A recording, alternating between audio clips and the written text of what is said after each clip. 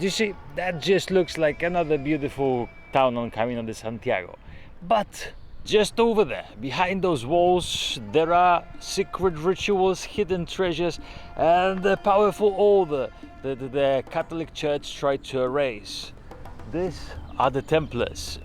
This is the day 7 of the Camino de Santiago the Portuguese way, 150 kilometers walked, and today I discovered a different kind of rule. Not rules of knights and castles, but the rules every pilgrim on the Camino eventually learns. And today, as the sun is rising up, I stepped into the fortress that they built, wondering how many secrets remained undiscovered until today. When other kids were amazed by Superman or Popeye, I was obsessed with Indiana Jones, discovering secrets, lost temples, Atlantis. The curiosity never left me. So when I finally arrived in Tomar, headquarters of the Templar Order, I felt like a dream came true. A perfect place to learn a few more secrets, not only of the Templars, but of the Camino itself. Because here, I began to see an unwritten rules, the ones every pilgrim eventually learns. Room number 4. It's hard to do it in the new city.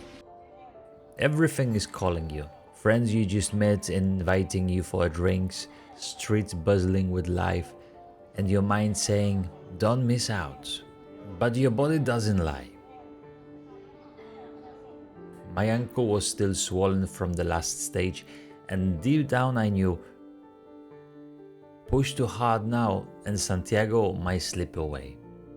So the rule number 4 became clear. When the Camino offers rest, take it. If it doesn't matter if it feels boring, it doesn't matter if you miss out on one night out, because when the Camino gives you a clean bed, soft sheet, and the blanket that feels like heaven, that's not a luxury, it's the medicine. And now I want to hear from you, what unwritten Camino rules would you add? Write it in the comments and share it with the pilgrims community. Rule number 3. This morning I woke up before sunrise. Because today I had only one chance to search for the Templars' secrets. Tomorrow the road calls again. And once I leave Tomar, this opportunity is gone forever. At home, I procrastinate all the time. One more coffee, one more scroll, thinking I always have tomorrow, but on the Camino is different. Here, I don't get the second chance. You have this day, this moment, this stage. Miss it, and it's gone. That's why I stood waiting at the gates of the Convent of Christ while the town was still asleep. Because if the Camino taught me anything, it's that the window of the time is small, every sunrise is precious.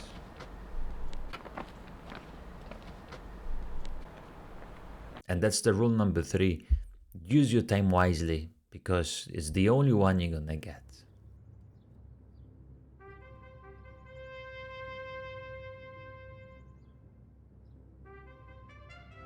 Rule number 2.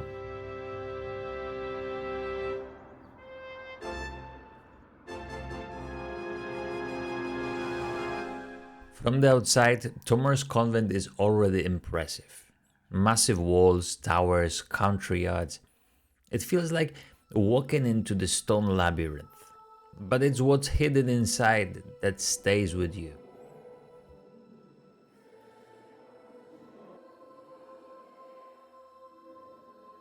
The charola.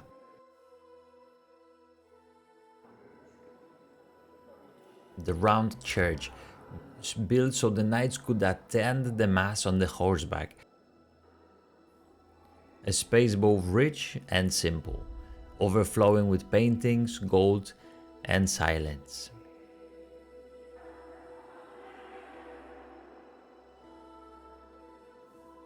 And then, tucked deeper into the convent, the chapter house window, one of the Portugal's most famous manualine masterpieces.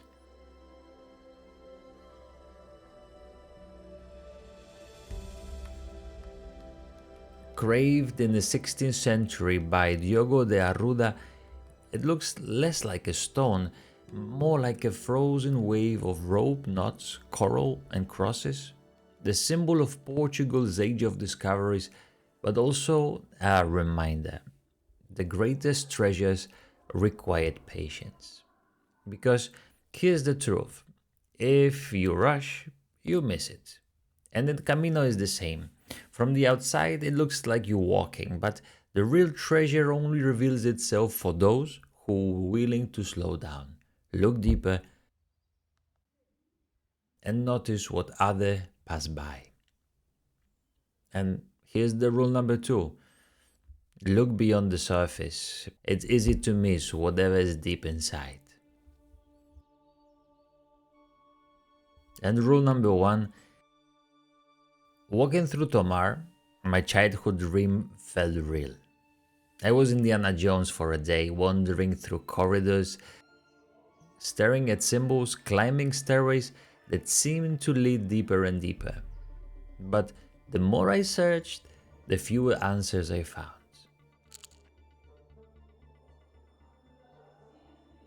Why did the Templars vanish?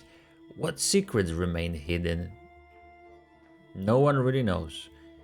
And that's when the rule number 1 became clear.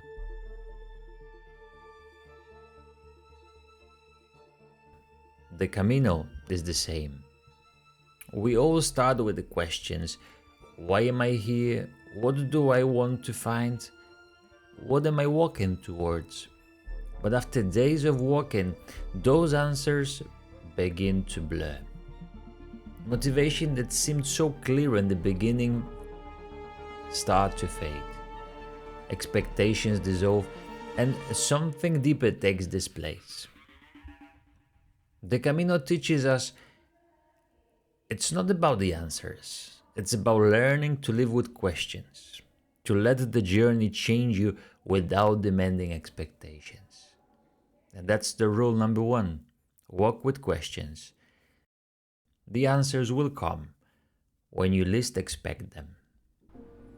And if you like what we do, subscribe and help to share this message with future and present pilgrims and with others who out there are searching and trying to find themselves.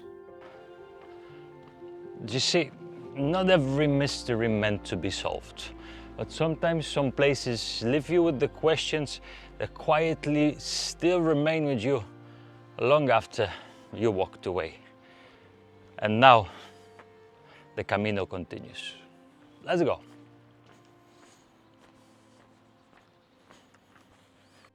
Planning to walk Camino de Santiago but worried you're missing something?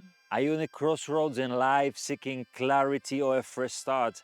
What if you could capture every moment of the transformation along the way? I've walked more than 10,000 kilometers around the world, and in my preparation packing list there is one thing I never leave behind. This journal, The Journey Within. Every Camino has taught me valuable lessons about life's twists and changes. The Journey Within isn't just another journal. It asks the right questions just at the right time, guiding you through the tough parts of the Camino and helping you to see what really matters. And it's not just my opinion. Thousands of fellow pilgrims have experienced its magic as reflected in their brilliant reviews. Camino is a one-in-a-lifetime experience. Make the most of every moment and get the journal now.